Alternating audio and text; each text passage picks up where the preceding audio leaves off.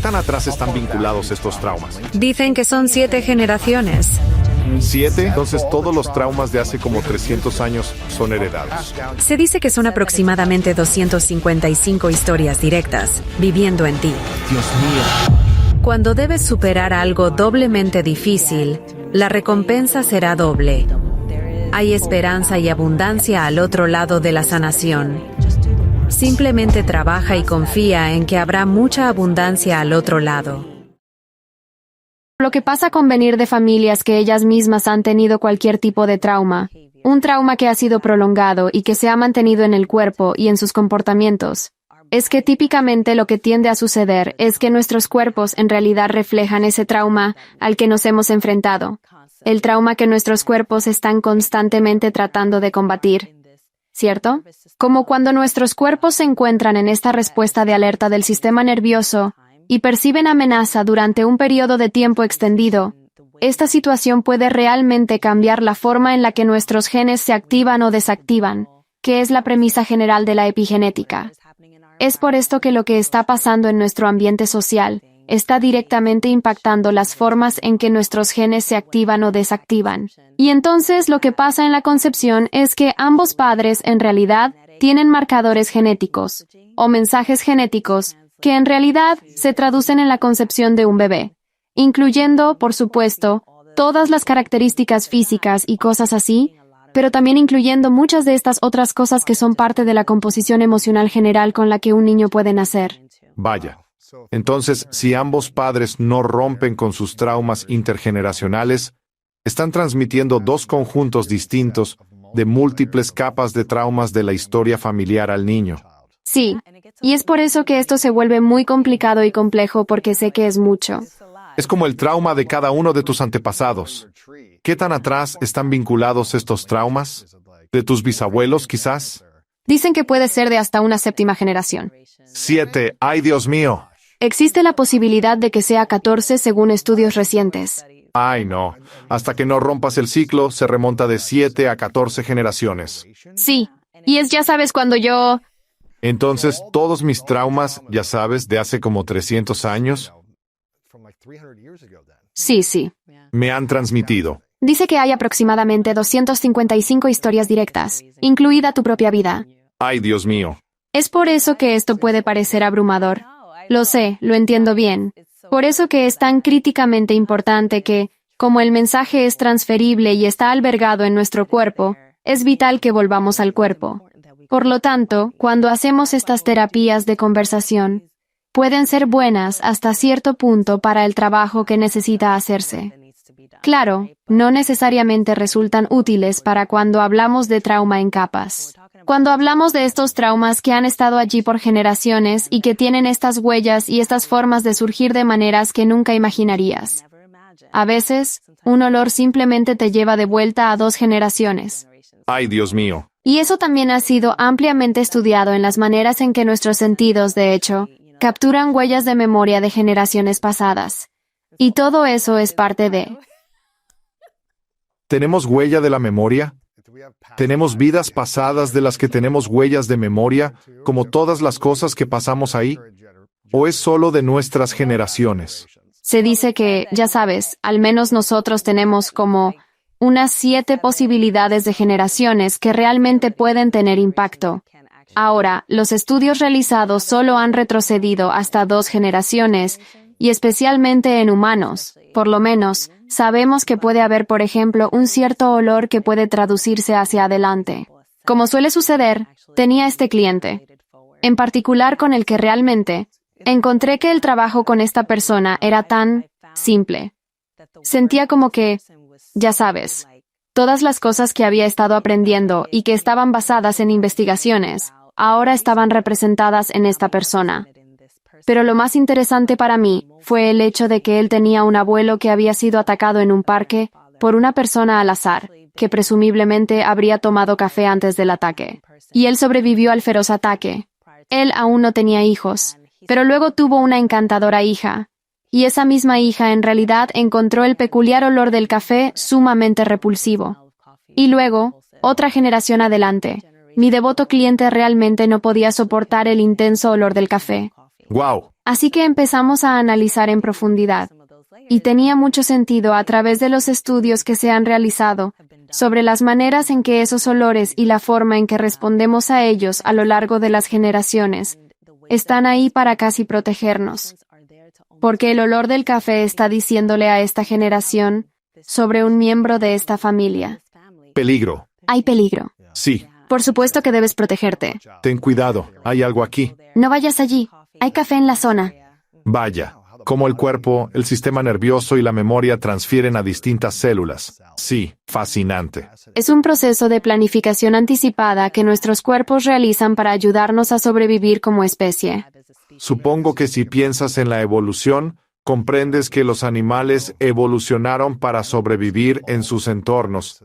Así que tiene sentido que los humanos evolucionemos nuestros sentidos y sobrevivamos en entornos emocionales o psicológicos. Precisamente. Eso es realmente muy fascinante.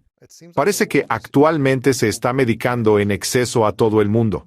No estoy diciendo que no haya absolutamente ninguna necesidad de medicamentos en ciertos casos, pero cuando hay una sobremedicación sin aplicar remedios terapéuticos naturales, eso, en lo personal, se convierte en un problema, porque siento que no permite que tu cuerpo se cure completamente. Si estás constantemente bajo medicación, me surgen preguntas. ¿Cuál es tu opinión sobre el trauma, la sanación y la medicación? ¿Cuándo deberíamos tomar medicamentos?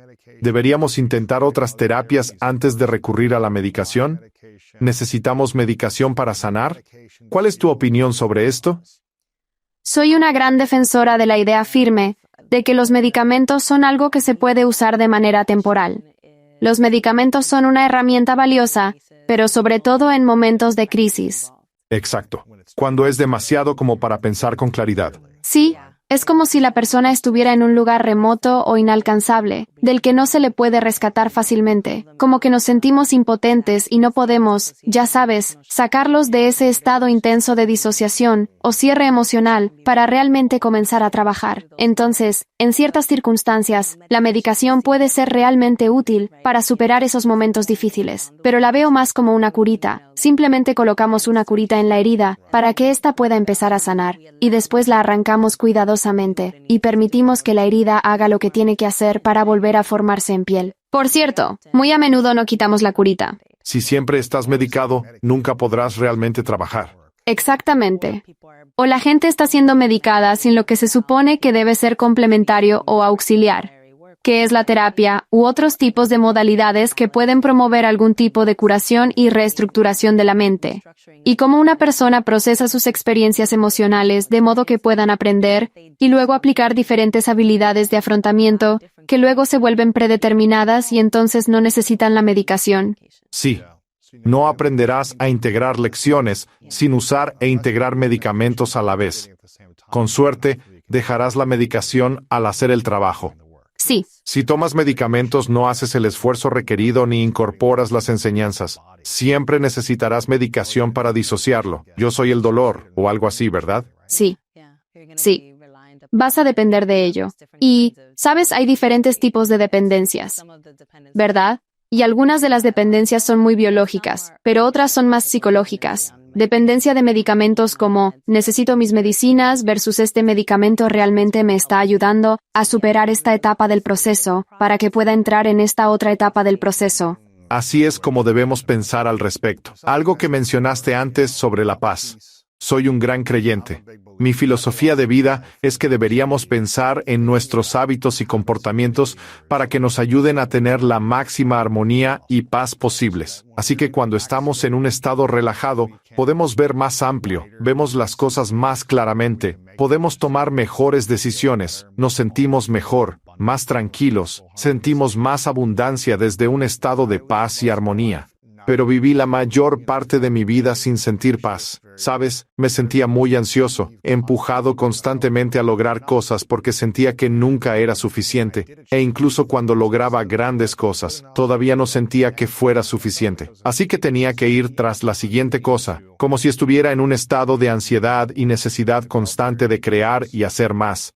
Me sentía muy ansioso. No podía dormir bien por la noche durante la mayor parte de mi vida hasta que comencé el proceso de sanación. Y me di cuenta y pensé para mí mismo, lo que estoy haciendo está funcionando porque estoy obteniendo resultados. Como lograr ser un atleta. Tengo un negocio que está creciendo, lo que sea. Puedo lograr cosas, pero todavía no me sentía bien. No me sentía suficiente y no me sentía tranquilo. Y creo que no fue hasta que empecé a darme cuenta de que, estoy en un desglose mental constante y estoy obteniendo resultados, pero siento que no hay paz. Fue entonces cuando empecé a darme cuenta que tenía que profundizar y realizar sanación emocional, algo de trabajo emocional, unas terapias psicológicas para apoyarme y fusionar ambos mundos. ¿Cómo puedo lograr lo que quiero, pero también tener paz y armonía, sabiendo que no va a ser algo perfecto donde nunca tenga incomodidad, pero cómo puedo tener más paz y armonía dentro de mí? Sí, y creo firmemente que eso es lo principal de lo que intento hablar como filosofía de vida.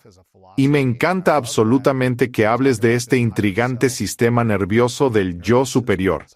Es, finalmente, como preguntarse, ¿qué quiere exactamente el yo supremo de tu sistema nervioso? ¿Quiere sentirse tranquilo? ¿Anhela relajarse? ¿Desea fervientemente sentirse seguro? Y creo que es muy importante pasar por tu libro y cuestionarse, ¿en dónde me estoy quedando corto aquí con mi sistema nervioso? Y si puedo sanar el sistema nervioso en el cuerpo, entonces voy a tener mucha más abundancia y paz en mi vida. ¿Es eso lo que estoy entendiendo de todo lo que estás hablando aquí? Absolutamente. Lo que haces referencia respecto a los objetivos que estabas logrando es lo que en la ciencia del conductismo llamamos refuerzo positivo. Entonces, en realidad, te refuerzas trabajando. Te refuerzas porque obtienes resultados. Luego trabajas más y obtienes el resultado de nuevo. Correcto. Y así el mismo proceso puede ocurrir, que lo podemos aplicar a la misma estructura, teoría, filosofía, método, ¿cierto? Podemos aplicarlo al objetivo de la paz. Cuanto más nos involucramos en la práctica de la meditación, más redes neuronales en nuestro cerebro y sistema nervioso van a comenzar a formarse alrededor de esa calma y paz. Y más nuestro cerebro, que tiene neuroplasticidad, va a empezar a formar materia cerebral que esté organizada alrededor de la paz. Así que vamos a obtener refuerzos. No va a parecer lo mismo. No va a ser esa recompensa que vendrá de inmediato y que sentiremos que, increíble, todo se alivie. Pero si continuamos con ese proceso, eventualmente nos vamos a sentir mejor. Eso debería ser lo importante. No como, ¿cómo logro más y consigo más? Sino, ¿cómo hago más? ¿Cómo puedo estar constantemente en un estado de paz cuando algo estresante sucede en el mundo o con alguien a mi alrededor? ¿Cómo estoy respondiendo? ¿Respondí de una manera de la que mi yo más elevado estaría orgulloso? ¿O respondí de una manera que mi yo herido quiere justificar? Y creo que se trata de encontrar esos diferentes sistemas de recompensa, ¿verdad? Lo cual, en una ciudad grande, solo conducir a cualquier lugar, puedes alterarte simplemente con alguien tocándote la bocina. ¿Por qué me están tocando la bocina? Entonces es, ¿cómo puedes recompensarte todos los días con, como hombre, respondí de una manera de la que mi yo más elevado estaría orgulloso, que sirvió a mi sistema nervioso y a mi cuerpo, que mi niño interior agradecería, ¿verdad? Sí. Siempre digo, ¿sabes? Todos los días nos presentan una oportunidad para romper un ciclo. Todo lo que tienes que hacer es tomarla, en lugar de bajar la ventanilla y gritarle a la persona en el otro automóvil. Todos los días hay una elección que se puede hacer en tu relación. Tienes una elección. Continuar ese mismo ciclo y patrón o gritar de vuelta, ¿verdad? O integrar una versión diferente de cómo puedes comprometerte en la relación todos los días. Hay una oportunidad en todas las áreas de la vida, y es como un baile. ¿Cómo estableces límites? Que no te pasen por encima ni reacciones exageradamente. Un baile. Es como un baile. Quería hacerte esta pregunta sobre los padres, porque creo que mucho de esto empieza con los padres y asegurarnos de no transmitir estas cosas a nuestros hijos. En tu opinión, ¿cuáles son 3 comportamientos tóxicos que los padres nunca deberían tener frente a sus hijos? 3 comportamientos tóxicos serían: hablar con los niños sobre el tamaño de su cuerpo puede ser algo que realmente los afecta profundamente, y puede incluso promover las formas en que los niños se ven a sí mismos, además de fomentar ciertos trastornos alimenticios. Así que esto es algo increíblemente importante para los padres que debemos recordar. Solo tengan en cuenta cómo le hablan a sus hijos sobre el tamaño de su cuerpo, incluso al comparar el tamaño corporal entre los niños o, ¿sabes?, al hablar con ellos individualmente sobre su propio cuerpo, incluso si piensan que es absolutamente inofensivo. Podría ser perjudicial. Podría ser. Podría ser consciente de eso. Teniendo en cuenta eso y cómo es interpretado, y si por supuesto siempre, si sientes que tal vez cometiste un error, quizás, ya sabes, dijiste algo que podría interpretarse de otra forma, siempre hay manera de repararlo, y eso es lo que a veces perdemos de vista. Como que siempre puedes volver y decir, escucha, quiero decir eso de otra manera, déjame intentarlo de nuevo, ¿verdad? Y hay oportunidad, ya sabes, porque los padres tienden a pensar que los arruiné. Eso es todo. Se acabó, ¿cierto? No realmente, de hecho. Tienen la oportunidad de no solo sentirse afirmados por ti, sentirse reconocidos por ti, sentir que son importantes porque regresaste, sino también tener un ejemplo de cómo puedes hacer reparaciones. Es hermoso. Es decir, hay mucho por aprender ahí. Un segundo aspecto a considerar es, quizás, como tú bien sabes, los padres que tienen un conflicto relacional, lo cual es violento e insano. Alrededor de sus hijos gritándose el uno al otro. En un ambiente donde se azotan puertas, lanzan cosas, ya sabes, se dicen cosas desagradables el uno al otro. Exacto. ¿Qué tan perjudicial es para los niños que los padres se insulten, griten, den la ley del hielo y azoten puertas encerrándose en otra habitación? ¿Cuánto daño causan esas acciones al psique y bienestar emocional infantil? Bueno, los niños tienen un sistema nervioso subdesarrollado que está recibiendo mucho del sentido de falta de seguridad en su entorno en ese momento. Entonces, en ese instante, incluso si los padres no pueden verlo, está ocurriendo mucho internamente en ese pequeño cuerpo que ya está, como, con un aumento en la frecuencia cardíaca, como, con las pupilas dilatadas. Probablemente estén, como, sudando. Está ocurriendo mucho porque están listos para la batalla. Básicamente, la batalla está ocurriendo realmente frente a ellos. Pero desde una perspectiva más psicológica, este niño probablemente esté teniendo fantasías acerca de cómo pueden salvar a su familia de esta situación atormentadora con la que se están encontrando. Exacto. Y muy a menudo, esto deja al niño en la posición de tener fantasías de salvar a un padre que nunca podría salvar. Muchas veces están viviendo con esa culpa. Sí. ¿Qué le hace eso a un niño cuando crece pensando que tiene que rescatar a sus padres, criar a sus padres y además entrar en una relación con un adulto, en una relación íntima y casi sentir que tiene que rescatarlos o cuidarlos? La gente a menudo se vuelve codependiente, la mayoría de las veces, sin siquiera darse cuenta.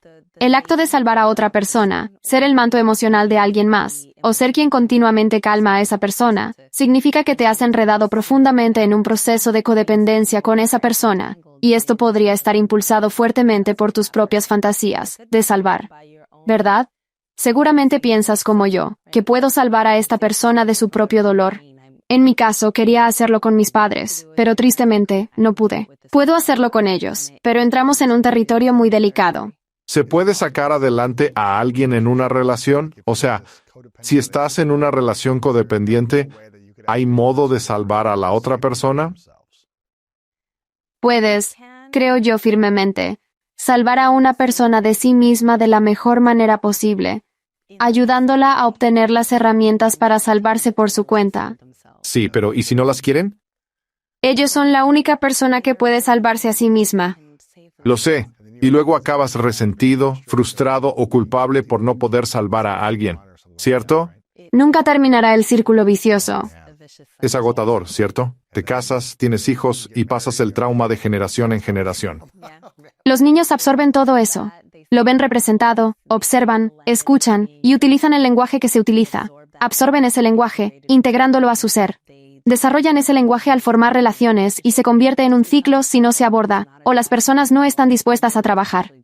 Vaya, ¿cómo pueden sanar los jóvenes que, siendo adolescentes tras 15 o 18 años de experiencia, empiezan su autorrecuperación a los 18, 22 o 25 años, cuando aún están madurando y tomando conciencia si sus padres rehúsan ayudar y romper ese ciclo?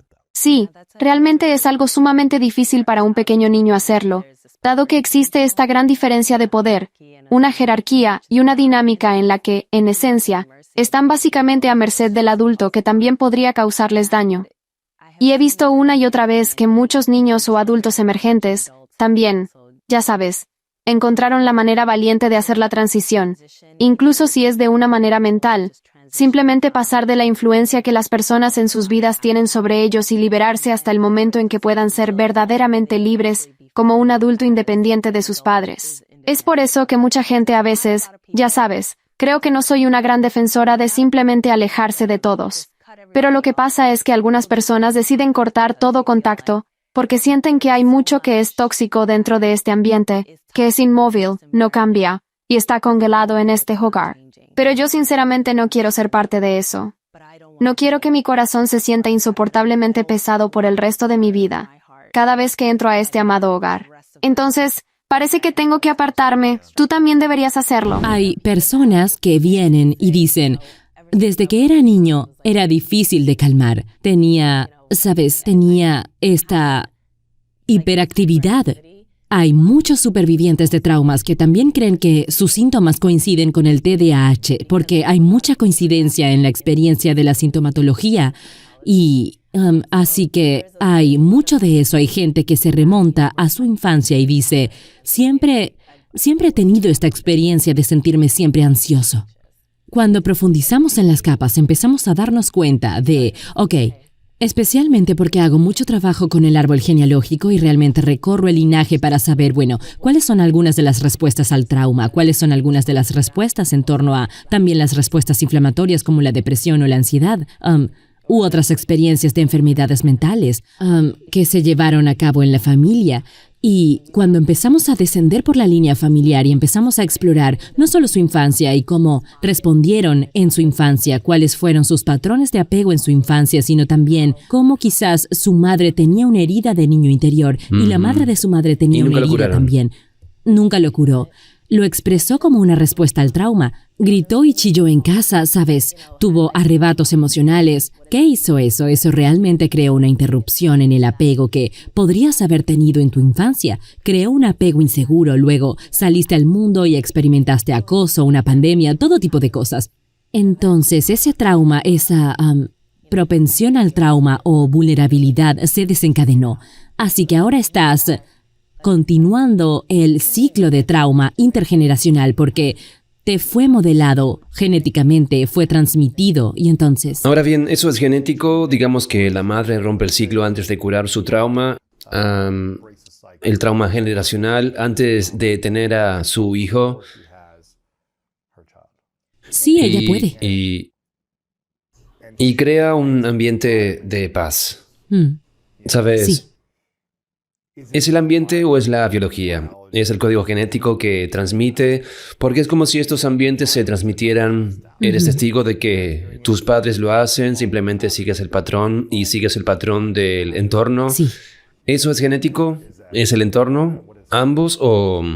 Es ambas cosas. Es como si desde que la psicología existe con las teorías sobre la naturaleza, la crianza, el darwinismo también empezó eso hace tiempo, así que la naturaleza son los aspectos biológicos de nuestras experiencias y la crianza los aspectos sociales.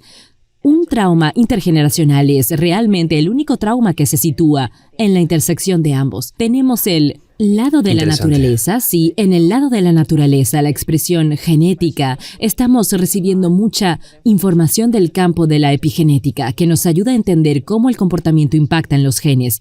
Y así, básicamente lo que sucede es que, digamos que una madre tiene estrés y depresión en su vida. Digamos que esta madre está embarazada, tiene 5 meses de gestación. Está embarazada, tiene un bebé en el útero y porque ella está en 5 meses de gestación, ese bebé también tiene todas las células sexuales precursoras que van a tener para su vida, independientemente de si es hombre o mujer. Ya los tiene. Así que la madre experimentó un trauma crónico toda su vida. Y como eso se convirtió en el status quo, sus genes se reexpresaron.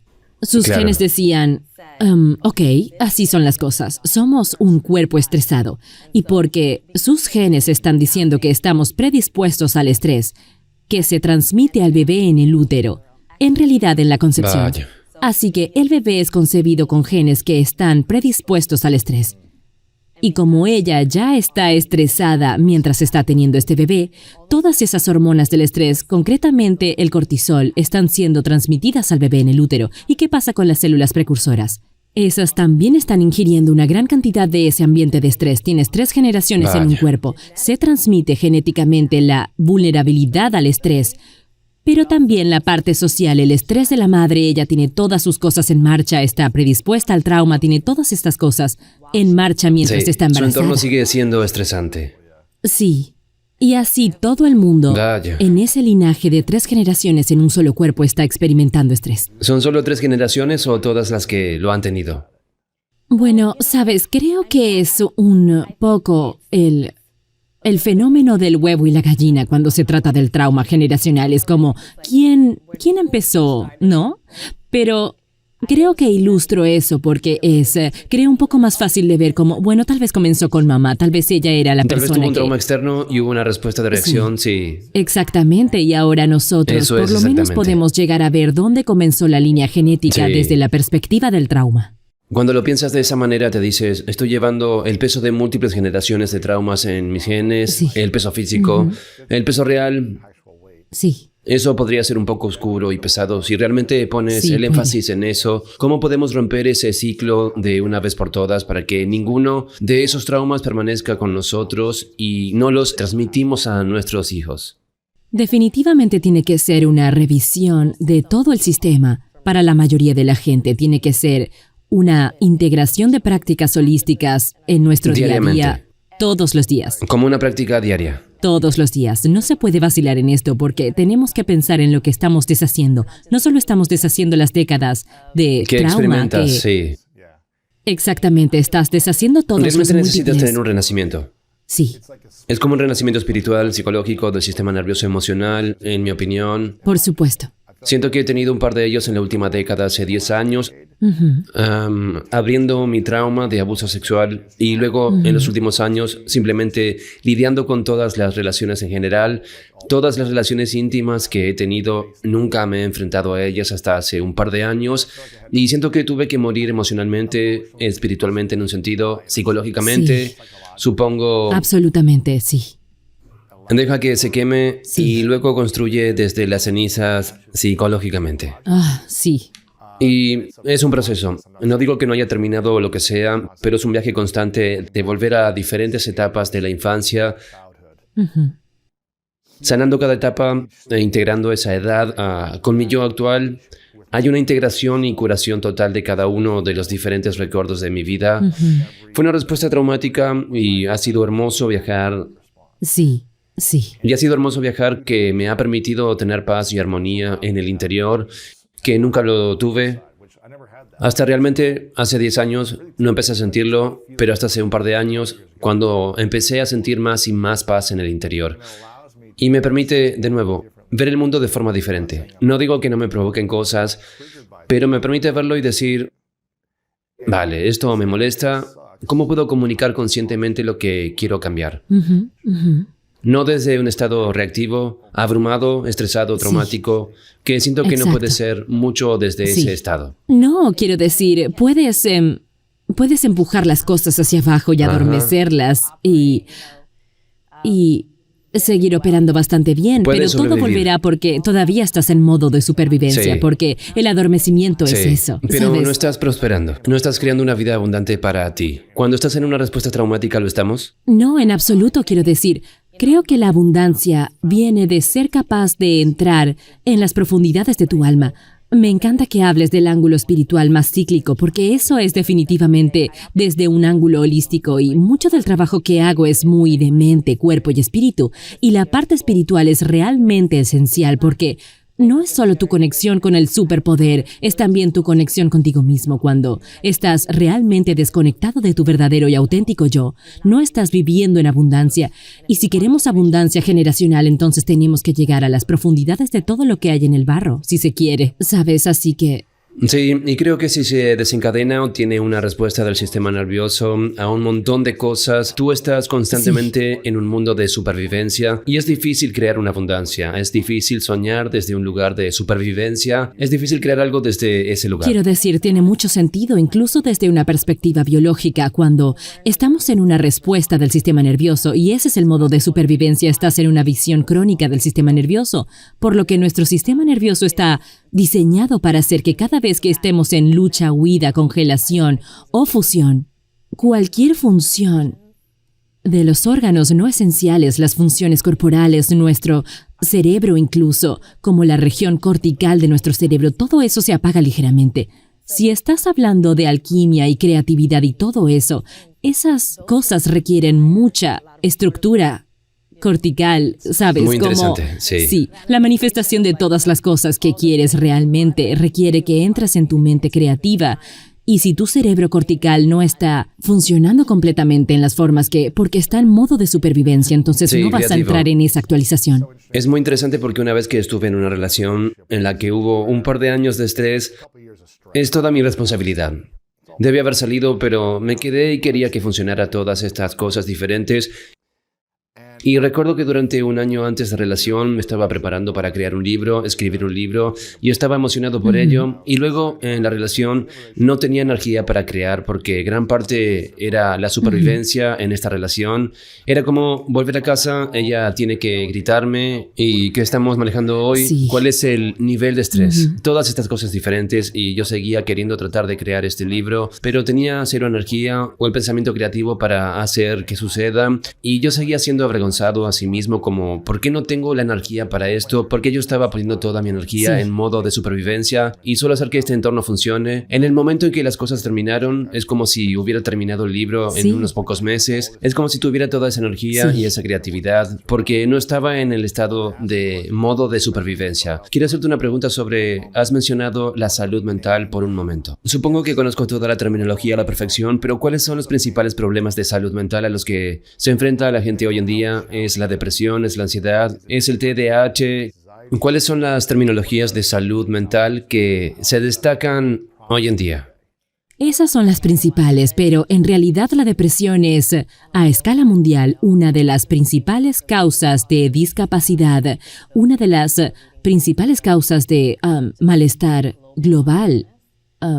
Es una condición muy debilitante porque no es solo una condición de salud mental, es también una condición Físicamente, corporal. sí. Es una condición inflamatoria. Sabemos que creo que algunos de los estudios iniciales que salieron que coincidieron con los psicotrópicos y, sabes, algunos de los medicamentos de los años 80, 90 y todo eso nos ayudó a entender algunas de las formas en que el cerebro opera de cierta manera para facilitar la depresión, pero no estábamos necesariamente hablando de otros estudios que estaban sucediendo, que estaban hablando de la inmunología que está implicado, todo lo que es inflamatorio que está implicado en la depresión también, la dieta que está implicado en la depresión también, muchos de los... Hay muchos factores, sí. Sí, muchas cosas. La depresión es una de las más importantes, pero cada vez que alguien viene a mí con depresión, siempre me gusta mirar el cuadro completo. De toda Miro tu vida. todo.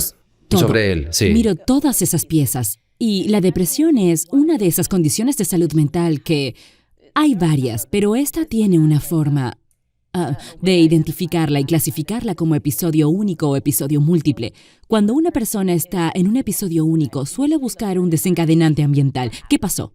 ¿Qué fue lo que pasó? No, pero cuando hay un episodio múltiple, me pregunto mucho más. ¿Qué te pasó significa a ti? una relación, la comida, Sí. el entorno, La pérdida de un trabajo, sí. el divorcio? Los traumas con T pequeña, si se Ajá, puede decir, sí. son algunas de las cosas de nuestro día a día, los traumas de todos los días, pero nada que realmente comprometa tu seguridad. Pero siempre que hablamos de la depresión por episodios múltiples, siento mucha curiosidad por la historia de una persona, su historia familiar, lo que le sucedió dentro de su familia. Y realmente empiezo a indagar porque cuando se habla de una depresión de por vida, uno ha estado deprimido toda la vida. Tenemos que empezar a preguntarnos si el trauma está implicado en su historia de alguna manera. ¿Y es eso lo que mantiene el trasfondo de la depresión? La depresión es la principal que se escucha. La ansiedad, está la psicosis de la que no hablamos mucho. La psicosis es una versión extrema de la disociación. Hay algo de carga genética y también, especialmente con la esquizofrenia, hay carga genética hasta cierto punto con la depresión y la ansiedad. Está el trauma. El trauma es una categoría completamente separada. Tienes el trauma complejo, el de desarrollo, tienes el trastorno de apego reactivo que es para los niños y es el primer signo de que, están actuando de una manera diferente. Tal vez algo pasó, ¿no? De pronto pasó algo. Sí, así que... Tengo curiosidad, solo quiero entender la terminología de estas cosas. En el término de enfermedad de salud mental, la depresión, el TDAH, la psicosis, ¿se consideran enfermedades? ¿Cuál sería la terminología? Yo diría enfermedades. ¿Condiciones? ¿Qué es? Sé que somos muchos, especialmente los psicólogos holísticos del mundo, miramos la enfermedad y el desorden. Nos gusta no verlo así, ¿sabes? En cierto modo nos gusta mirar realmente el cuadro global. Pero si estamos hablando de la enfermedad de diagnóstico... De un individuo, sí. Sí, y realmente el manual que nosotros como psicólogos y psiquiatras tenemos que acatar básicamente cuando estamos creando códigos de diagnóstico. Entonces, estos son considerados trastornos mentales. Trastornos, de acuerdo. Mental, sí. Los trastornos son enfermedades que en realidad son las mismas. Ahora, ¿este trastorno es un síntoma? Odio esa palabra. Lo sé. Esto es...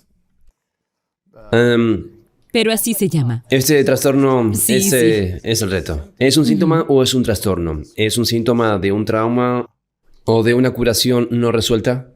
¿Lo que provoca este trastorno? ¿Y si sanamos el trauma? ¿Podríamos eliminar estos síntomas o estos trastornos? Creo que vamos a ser capaces de deshacernos de muchas cosas, muchas de ellas, algunas de ellas como mencioné, porque hay esa carga genética y tenemos que pensar en la genética de la que ya hablamos, ¿no? ¿Sabes? Estamos hablando de linajes de carga genética. Así que, ¿sabes? Si empezamos a trabajar ahora, quizás veamos que se producen muchos menos trastornos de este tipo en nuestras familias y comunidades. Hay mucho que podemos hacer para rectificar la abundancia de enfermedades mentales que hay. Creo que muchas de las enfermedades mentales que existen en el mundo tienen un trasfondo de trauma y no hemos hablado tanto de ese trasfondo o de esa posibilidad, pero, ¿sabes? No sé si seremos capaces de absorber el 100% de las enfermedades mentales en el mundo, pero creo que podemos hacer un buen trabajo en esta generación para romper los ciclos. ¿Podría un individuo eliminar estos problemas de salud mental a nivel individual si están dispuestos a hacer el trabajo de sanación profunda? Porque esencialmente siento que, corrígeme si me equivoco, son síntomas de un trauma. ¿No creciste deprimido? Ciertas cosas sucedieron, un evento sucedió, un ambiente sigue fomentando los sentimientos de depresión, el estado de depresión. Y si podemos sanar el recuerdo, el trauma, el acontecimiento y reconectar con nuestro ser puro, nuestro ser humano completo, ¿cuándo empezaron a desaparecer esas cosas? Ese es precisamente el objetivo, así que donde empezamos con la psicología y la psiquiatría es que empezamos con el manejo de los síntomas. Mucha psiquiatría, ¿sabes? Estaba todavía un poco ahí. Que es como, aquí está la droga para manejar los síntomas. Es una curita. Pero eso no es curar, Sí. eso no se puede resolver, eso es solo manejarlo. Precisamente. Pero eso no No hacer lo cualquier hace. cosa para volver a la plenitud. Sí. E integrar a la persona. Integrando la curación, ¿verdad? Exactamente. Y ese es el objetivo. Esa es la meta para mí. Esa es la meta en mi práctica. Quiero la plena integración de esa persona. Quiero que realmente vean su auténtico yo. Algunas personas nunca han tenido la oportunidad de ver quiénes podrían ser en su verdadero núcleo porque ha sido enmascarado por mucho del trauma y la sintomatología que está asociada con el trauma, como la depresión, la ansiedad, todo eso. Sí. ¿Crees que la gente puede curar esos problemas de salud mental también si se integran plenamente? Muchos Muchos de de ellos, ellos, sí. especialmente los que, porque creo que tenemos el trastorno bipolar y la esquizofrenia que tienen un mecanismo diferente a Sí. ellos, pero muchos de ellos, absolutamente. Pero muchos de los que muchas personas se enfrentan a la depresión. Los grandes. TDA, TDAH. La depresión especialmente, sí. Sí. Sí. ¿Qué importancia tiene para ti encontrar un propósito significativo en la vida que te ayude a superar el sentimiento de depresión? Es muy crítico, ¿De verdad? sí, al 100%. Cuando Vaya. hablamos de lo que ocurre después de un trauma, la creación de significado está en el centro. Es una de las cosas más importantes porque tienes que ver que tu vida tiene algún valor y que hay un significado asociado a tu vida y a todo lo que hay en ella para sentirte motivado a hacer el trabajo pesado, es decir, el trabajo de curación para llegar al otro lado. Tienes que tener sentido en ese viaje. La creación de significado se alquimiza en este viaje, se crea en este viaje, pero creo que como mínimo tienes que tener la esperanza de que la creación de sentido puede ser posible. Ujú. Porque lo que me parece que es mucha gente le da un significado más negativo y dañino a los eventos, a las palabras, a las acciones que suceden a su alrededor. Ujú. Y por lo tanto ese significado causa más depresión, TDAH o pensamientos negativos, todas estas cosas diferentes que nos hacen daño. Sí. Pero si creamos un significado diferente alrededor del evento o las palabras o la ruptura o la pérdida, como la carrera, creamos un nuevo significado alrededor y tuviéramos una intención diferente, un propósito diferente para seguir adelante, no tendríamos tantos de estos desafíos mentales.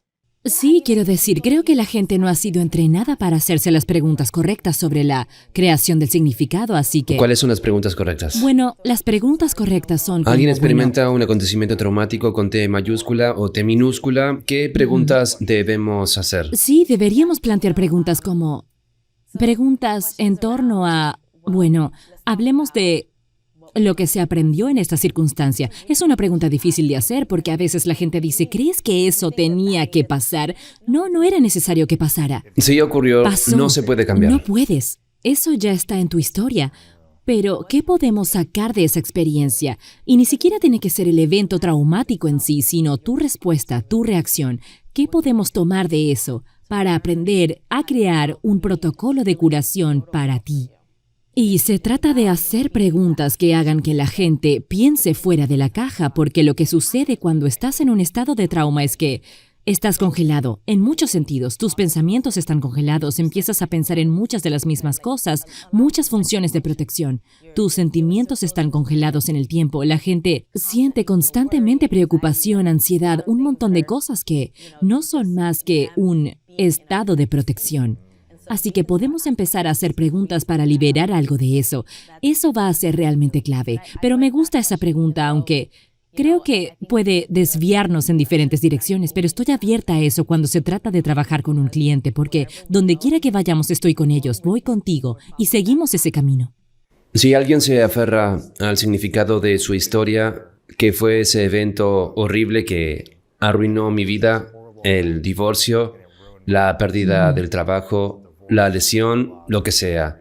Lo que sucede si se aferran al significado de una manera negativa, en contraposición a que fue un evento traumático, no se lo deseo a nadie, pero esto es lo que aprendí de él, esto es lo que gané de él, esto es lo que quiero hacer con él de una manera positiva. ¿Qué pasa con eso? Bueno, la forma en que yo interpreto eso es que esta persona está, todavía en un estado de miedo, no está preparada para sentir curiosidad por las otras definiciones que puede tener el significado en su vida. Están realmente atascados en la única definición que empañó sus vidas, que se interpuso en el camino, y simplemente están atascados ahí, ¿no? Y si ese es el caso, mi papel como clínico o su papel como persona que quiere salir de eso con suerte es trabajar en el miedo. Tienes que trabajar en dónde está atrapado el miedo, cómo está operando el sistema nervioso alrededor del miedo, ¿no? ¿Dónde podemos liberarlos en un sentido corporal? Porque en el sistema nervioso requiere mucho de ese trabajo. Así que tenemos que ser realmente curiosos sobre eso e ir en esa dirección en lugar de que las preguntas están muy enfocadas en la mente, pero necesitamos las prácticas basadas en el cuerpo para crear seguridad en el cuerpo. Para liberar también, ¿verdad? Para liberar el miedo, el dolor, Sí, el trauma, sí, el suéltalo. reconectar con la seguridad de tu cuerpo, ¿es cierto? Exactamente, y para que cuando una persona pueda sentir que hay seguridad en su cuerpo, pueda sentir que realmente puede ir a las profundidades de su mente en una manera que no se sienta aterradora y existencial. Sí, es cierto. Hablando de miedo, hace poco vi en algún sitio, no sé si es verdad, pero hace poco vi en algún sitio que los seres humanos nacen con 3 miedos: el miedo a los ruidos fuertes, el miedo a caerse y el miedo al abandono.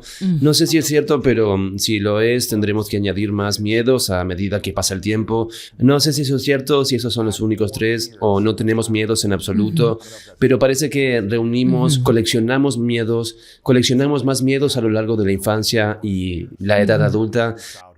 ¿Por qué crees que reunimos tantos miedos y los coleccionamos? Bueno, creo que estás hablando de miedos primarios, ¿no? Eso se siente como miedos primarios para mí. Son como los que empiezas cuando eres un bebé. Vas a tener esta respuesta de sobresalto. Como bebé, vas a necesitar sentirte profundamente conectado, en sintonía con un cuidador. Si no, no vives. Sí. Básicamente. Y así es básicamente un miedo a perder la vida o un miedo a perder la seguridad. Tiene mucho sentido, pero su acumulación también tiene sentido porque operamos en representaciones mentales, en categorías, básicamente. Tenemos categorías específicas en nuestras mentes que se crean principalmente en nuestra infancia. Y luego todo lo demás que sucede en la vida lo ponemos en las diferentes categorías y los cubos de nuestra mente y simplemente comienzan a crecer. Si tienes un gran cubo de miedo, entonces vas a tener un montón de miedos que van a entrar en tu vida y permanecer, porque tu cubo de miedo es simplemente enorme. ¿Cuál es el mayor miedo que has tenido que superar? Lo que más te ha frenado. Creo que en mi caso, crecí en la pobreza y para mí, lo que ocurre al crecer en la pobreza es que no es solo el miedo a si tenemos suficiente, también es esa expresión mental, esa narrativa se queda contigo durante toda tu vida y crea esa... Ahora lo llamamos mentalidad de déficit u otro tipo de cosas, pero es como La escasez. la mentalidad de Sí. escasez, todo eso. Así que no tener lo suficiente, no ser capaz de sobrevivir de esa manera ha sido definitivamente un enorme temor para mí a lo largo de la vida, porque yo nací en tal pobreza que recuerdo cómo mi abuela, ella llevaba un cubo de agua para llevar a su casa de este pequeño manantial sin tener plomería interior. Vaya. ¿Dónde y estaba nada. esto? República Dominicana. Vaya. Sí. ¿Creciste allí? Yo estuve ahí hasta los 5 Sí. años y luego vine a Estados Unidos. Claro. Es decir, lo que ves cuando creces así y hay tanta escasez que volver a algo así parece que puede ocurrir en cualquier momento. Sí. Pero es como si no quisieras volver allí. Recuerdo que cuando tenía, no sé, 23, 24, 25, ese rango, estaba viviendo en el sofá de mi hermana, no tenía dinero y yo estaba en deuda de préstamo de estudiantes en ese momento, viviendo con 3 tarjetas de crédito en el 2008, cuando la economía se derrumbó en ese momento. Y recuerdo haber pensado como... Esto no es divertido. No es divertido comer las sobras de mi hermana y no ser capaz de pagar el alquiler y no solo pensar en cómo voy a conseguir comida para el próximo par de días. ¿De dónde va a salir el dinero? Ahora tengo un techo sobre mi cabeza, pero no me mantengo. Era como mi hermana era, a pesar de que soy un hombre de 20 y pico de años, y recuerdo haber pensado, después de que empecé a ganar dinero, no sé, probablemente 5 años, recuerdo haber pensado, simplemente no quiero volver allí. Sí. Todavía estaba en modo de supervivencia. Aunque tenía dinero, tenía suficiente dinero en el banco para 6 meses y luego 1 año para vivir. Todavía estaba operando de la escasez y no es suficiente y necesito más para sentirme seguro sí. y protegido. Y no quiero volver a ese lugar. Y es un reto romper eso. Lo Físicamente, el sistema nervioso y también Exactamente. mentalmente, psicológicamente y simplemente sabiendo que serás capaz de generar y crear lo suficiente. Es un reto abrirse paso. Tienes 1440 minutos en un día. Si tomas 5 de esos minutos y haces una práctica de respiración, ya llevas la delantera. ¡Wow! Y si haces eso durante todo un año, 365 días, lo que sabemos, lo que la neurociencia nos está diciendo, es que se necesitan aproximadamente de 300 a 400 repeticiones de una práctica de restauración del sistema nervioso para que nuestra memoria corporal comience a cambiar realmente. Entonces, si tomas esos 365 días de ese año, de esos 5 minutos, ya estás realizando un trabajo que va a ser sumamente efectivo para que te sientas más tranquilo, como si tu sistema nervioso estuviera experimentando una gran cantidad de calma y tranquilidad que no estaba experimentando antes de hacer el año. ¿Y en qué medida nuestros compañeros en una relación íntima captan nuestras heridas del sistema nervioso?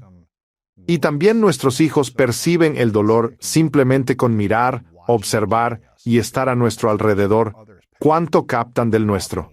Es casi instantáneo todo, especialmente con las personas que están más cerca a nosotros, pero en especial los niños, porque ellos son sumamente hábiles para captar señales no verbales. De hecho, cuando somos bebés, es así como entendemos si el mundo es seguro o no. Vemos la expresión facial de un adulto que nos cuida amorosamente. Y si la expresión facial de una persona refleja seguridad, calma y tranquilidad, entonces nosotros interpretamos que el mundo es seguro. Puedo estar tranquilo si el adulto se siente preocupado, enojado, ¿verdad? Parece como que los bebés captan eso, y su sistema nervioso también está captando eso. Por lo tanto, es sumamente importante que estemos mucho más atentos a las formas en que otras personas también perciben nuestra energía. Y quizás eso pueda ofrecer más motivación a las personas para que realmente realicen prácticas del sistema nervioso, que pueden ser beneficiosas para ellos y sus familias. Si un padre está viendo o escuchando esto ahora mismo y está pensando, vaya, mis hijos tienen 5, 12 o 16 años y recién estoy empezando a darme cuenta de que quizás reaccioné demasiado debido a las heridas en mi sistema nervioso o durante muchos años. O quizás no deberíamos haber gritado uno al otro como padres frente a nuestros hijos. No deberíamos haber sido tan reactivos en situaciones en las que fuimos explosivos sin necesidad. Y están empezando a darse cuenta de que esto podría tener efectos a largo plazo en los niños. Y han vivido de esa manera durante una década con sus hijos creciendo. ¿Qué pueden decirse a sí mismos en este momento sobre cómo han actuado? ¿Y qué acciones pueden tomar para empezar a romper el ciclo tanto para ellos como para sus hijos que aún tienen mentes en desarrollo y que quizás no se sientan tan cómodos hablando de emociones porque todavía son jóvenes? ¿Cómo pueden empezar a cambiar eso sin pensar que han arruinado la vida de sus hijos? Sabes, es importante para los padres y realmente para cualquiera, comprender que si no sabes, no puedes hacerlo mejor. Así que si no sabías que con lo que estabas luchando era trauma intergeneracional, porque estabas exhibiendo comportamientos tóxicos en las relaciones que se reflejaban en tu hogar de la infancia y los asumiste como la norma, como el estado de las cosas, entonces no sabrías que realmente debes interrumpir esos comportamientos para no pasarlos o no exhibirlos en tu propio hogar. Sin embargo, es importante que si ahora lo sabes, tomes acción, que decidas. Está bien. Sé que hay una manera diferente, y entiendo que la forma en la que he estado comportándome es insalubre. Permítame cambiar. Eso ya es un paso en la dirección correcta cuando se trata de los niños.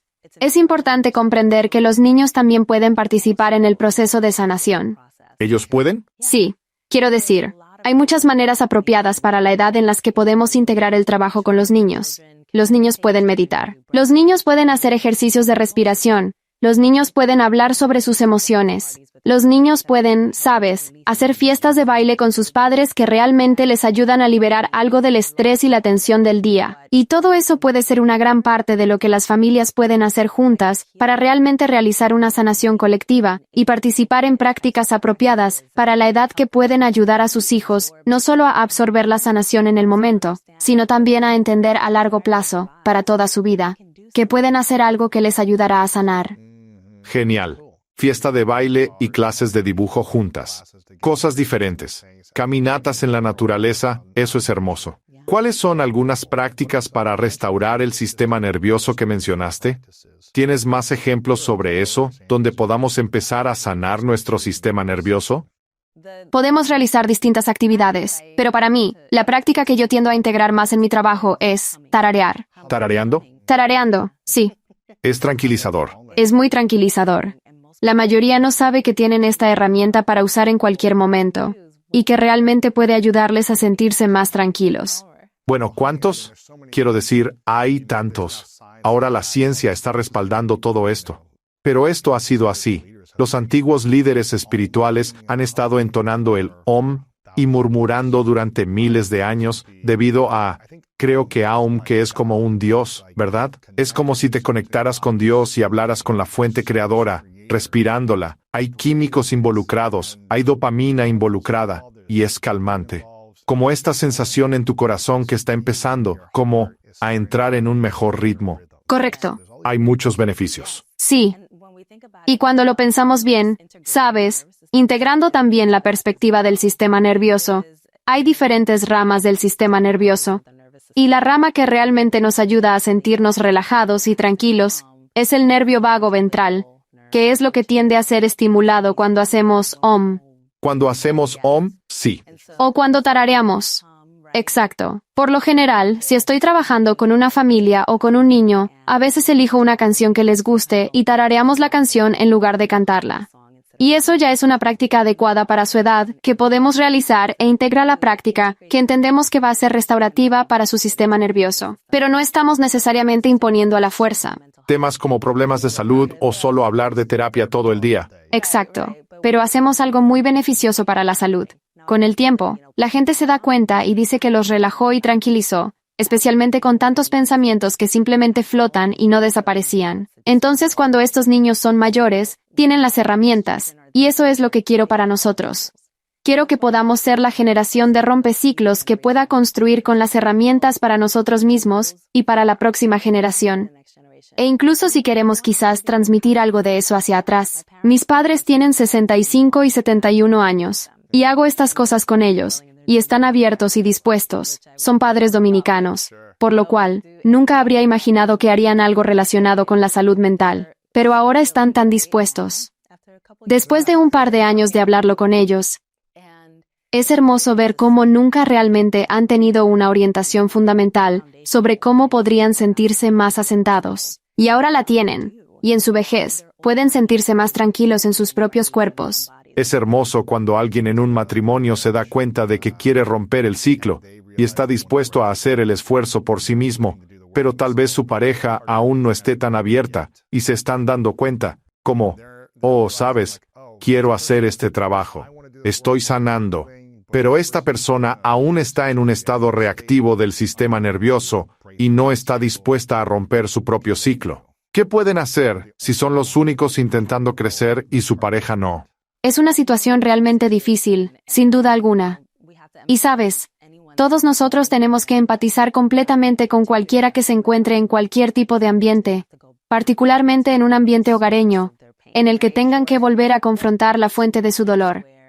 Correcto. O volver a un lugar donde su seguridad está comprometida, de alguna manera, afectando su sentido de seguridad psicológica. Quiero decir, y lo que suele ayudar a las personas a reorganizar en términos de su propio pensamiento alrededor de esto, es como, preséntate como tu yo más sanado. Deja que la gente vea cómo caminas y te mueves como una versión más sana de ti mismo. Sé un ejemplo para ellos, ya sean tus hijos, tus padres, tu pareja, amigos, ¿verdad? Como cualquiera. Deja que vean cómo estás modelando, cómo te presentas de manera diferente, y cómo ya no alimentas los ciclos, tú los rompes, y luego mira quién está dispuesto a unirse a ti en ese proceso. Claro, puede haber meses de resistencia y desafíos. Debes seguir presentándote como una persona sanada o en proceso mientras otros reaccionan o cruzan tus límites. Tienes que mantener esos límites, lo cual es desafiante. Es una de las barreras más grandes para que las personas puedan continuar su proceso de romper el ciclo, que es adentrarse en lugares donde la gente realmente no ha hecho el trabajo y ellos sienten como, ¿realmente para qué estoy haciendo esto? ¿Verdad? O sea, podría simplemente dejarlo pasar y ya. Juega su juego. Es muy desafiante. Es muy desafiante. Y es verdaderamente un proceso que también va a requerir que, en esencia, se aprenda a tolerar la angustia. Por eso las habilidades para tolerar la angustia son tan vitales e importantes en el trabajo basado en el trauma, ya que tenemos que entrenar la mente y el cuerpo para tolerar la culpa. Tolerar la culpa de ser quien hace el trabajo y deja a otros atrás. Eso es correcto. Como que, a veces, tiende a ser así como la gente siente, experimenta su sanación. Entonces, cuando finalmente somos capaces de reorganizar el cuerpo y cómo está internalizando esa emoción, les ayuda bastante a convivir con cualquier culpa que pueda estar persistiendo de una manera más pacífica y asentada, y no simplemente tirar la toalla. ¿Qué piensas sobre los distintos traumas que has tratado en tu clínica y los que has trabajado con individuos? Todos los tipos de traumas. Abandono, abuso, negligencia, acoso escolar, ser engañado, todas estas cosas diferentes. ¿Cuál es el trauma más difícil de superar que has visto o el que toma más tiempo para que las personas puedan entender o asimilar la idea de las heridas que han recibido? Ya sabes, lamentar, perdonar, apropiarse del proceso y seguir adelante. ¿Cuál es típicamente el más complicado de superar? Lo que he visto que ha sido lo más difícil, como con lo que las personas más han luchado, y lo que ha tomado más tiempo, ha sido el abuso. Malos tratos. Sufrieron específicamente abuso infantil. Ellos lo vivenciaron. Sí, concienzudamente. De parte de un adulto de confianza. Alguien que los cuidaba o que estaba muy cerca de ellos. Y la experiencia de sentir que casi toda su formación de vida giró en torno a esa intensa vivencia. También ser parte de ella y luego tener que extraer eso de todas las capas de cómo se convirtió en parte de ellos, es algo que puede ser realmente muy difícil. Pero también hay personas que pueden llevar vidas realmente abundantes una vez que comienzan a trabajar en esa dirección. Por lo general, donde sentimos los detonantes más fuertes, ahí es donde debemos trabajar. Así que cuando centralizamos el trabajo, en ese espacio donde nos sentimos desencadenados. Correcto. Hace que podamos experimentar probablemente la mejor parte de nuestra sanación. Supongo. En la narrativa, la mitología, existen héroes y villanos, y ambos tienen historias similares. Ambos han sido abusados o abandonados o les ha sucedido algo, ¿verdad? Y el villano usa ese dolor para lastimar a los demás, mientras que el héroe, ya sabes, trabaja con ese dolor, lo transforma para asegurarse de que nadie más sufra ese dolor nunca más. Correcto. Probablemente he tenido ambos en mi vida, como que he usado el dolor para tratar de estar enojado con los demás, como dominar y ganar en los deportes, y luego he encontrado transformación en ser como, no quiero que nadie más sienta este dolor nunca más. Entonces, creo que tenemos una decisión en diferentes momentos de la vida de cómo vamos a usar este trauma o este recuerdo o esta experiencia para nosotros. ¿Sabes? ¿Vamos a vivirla para dañar a otros o para ayudar a los demás y estar al servicio? Y creo que es realmente complicado, hablando por experiencia como una mente adulta, tratar de entender, ya sabes, tu yo de 57, 12, 15 años que es una mente infantil abusada sexualmente y que todavía está almacenada dentro de ti. Es difícil reflexionar y recordar todos esos momentos y luego pensar en cómo llevaste ese trauma hasta que la mente adulta lo reflexiona. Procesar cuántos años sean y todas las decisiones que has tomado en tu vida, por qué has sido reactivo, las relaciones en las que has estado, los desafíos que podrías haber tenido, el bien que podría surgir de ello, también. Y luego aprender a sanar ese tiempo. Es como un lío mental. Sabes, es complicado. Y así, creo que tienes razón en eso. Eso es probablemente doloroso de superar. Sé que hay diferentes traumas, pero ese es definitivamente doloroso. Pero sé por experiencia que hay una paz increíble y amor en el otro lado, si estás dispuesto a hacer el trabajo. Me tomó un par de años realmente sentir como si pudiera hablar de ello sin tener una respuesta del sistema nervioso.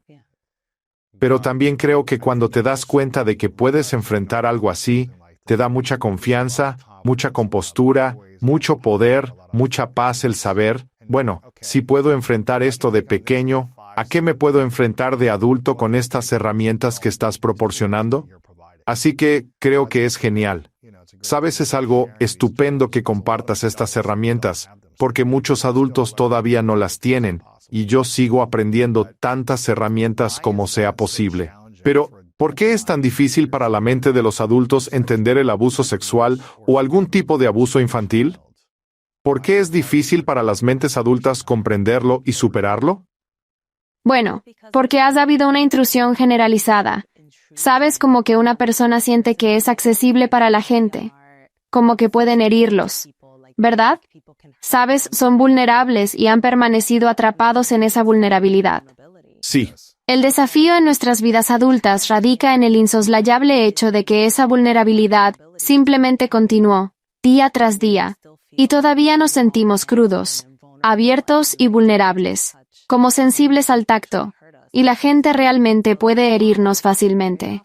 Es por eso que muy a menudo, las personas desarrollan mecanismos de defensa para intentar protegerse, porque definitivamente no quieren terminar en una situación parecida, donde entonces haya otra intrusión y cómo sobrevivirían a eso, ¿verdad?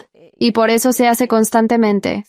Siempre digo, cuando es doblemente difícil superar algo, la recompensa final será el doble de gratificante. Exacto. Incluso más. Será incluso exponencial, ¿verdad? Creo que sí. Y creo firmemente que tu historia, sabes, que sé que has compartido abiertamente durante muchos años, ofrece un hermoso y poderoso momento para que todos nosotros también reflexionemos sobre el hecho de que hay esperanza de abundancia al otro lado de la sanación. Porque la mayoría de nosotros piensa, ¿cuándo terminará esto? ¿Alguna vez sanaré realmente? Y nos quedamos atrapados en esa narrativa, en lugar de en la narrativa de simplemente hacer el trabajo y confiar en que habrá abundancia al otro lado. Habrá una versión estable de ti que te está esperando. Sí. Comencé el viaje de sanación hace 10 años, con esto, con el abuso sexual que sufrí de niño. Y pensé que había sanado mucho de ello, pero seguí entrando en relaciones que demostraban lo contrario, y permitiéndome cruzar ciertos límites que no quería. Correcto. Porque no tenía las habilidades o el valor para defender al niño interior que llevo dentro, lo que realmente necesitaba durante ciertas relaciones. No fue hasta hace unos 3 años cuando volví a visitar el tema a través de la intimidad. Pude sanar en algunas áreas, pero no en todas. Y fue entonces cuando requirió aún más trabajo. Fueron como un par de años extra. Así que siento que la sanación es un viaje. No significa, bueno, he hecho 6 meses de trabajo intensivo y ya estoy bien. Puede que surjan cosas nuevas en un par de años que tengas que reconsiderar. Al menos eso es lo que me pasó a mí. Pero no pensar que lo tienes todo resuelto, creo que es algo que necesitamos tener en mente. Ser como, ok, no sé todas las respuestas. Incluso si me siento mejor, voy a seguir trabajando y procesando.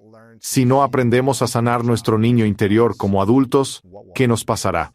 Bueno, en realidad podemos provocar el mismo tipo de herida del niño interior en nuestros hijos. Oh, sí. Así no tienen que sentir el daño. Solo lo estamos pasando, ¿verdad? Sí, y sabes, a veces eso surge. Claro, estamos hablando de trauma intergeneracional, que ciertamente tiene algunas conexiones biológicas, ¿verdad?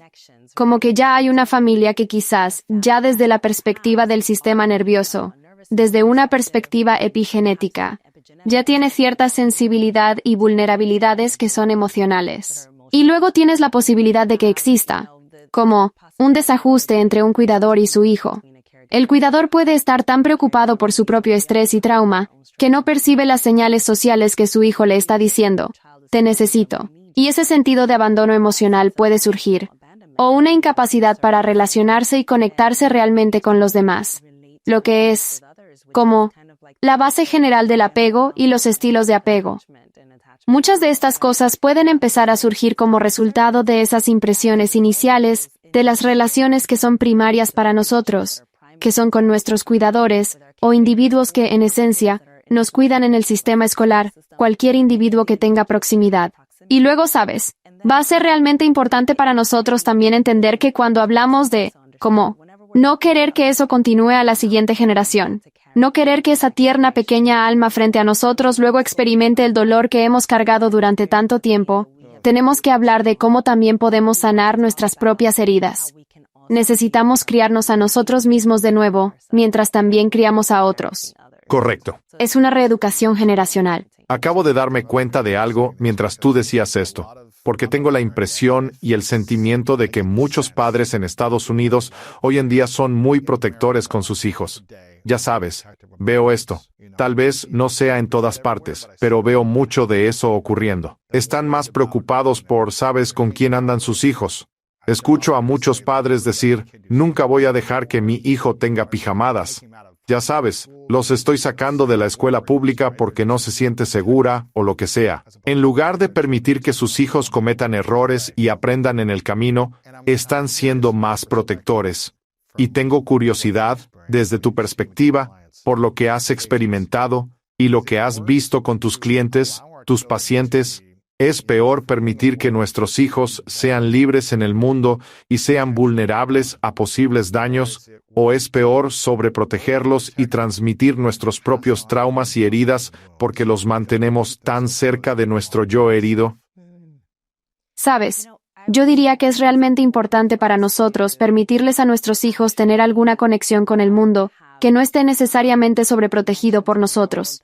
Sin embargo, va a ser realmente crucial que nosotros, como padres responsables, también examinemos constantemente los entornos de los cuales nuestros hijos forman parte. Necesitamos evaluar cuidadosamente a las personas que son sus cuidadores y hacer preguntas esenciales, incluso aquellas que son tabúes o incómodas, porque es sumamente probable que en realidad protejan a nuestros amados hijos.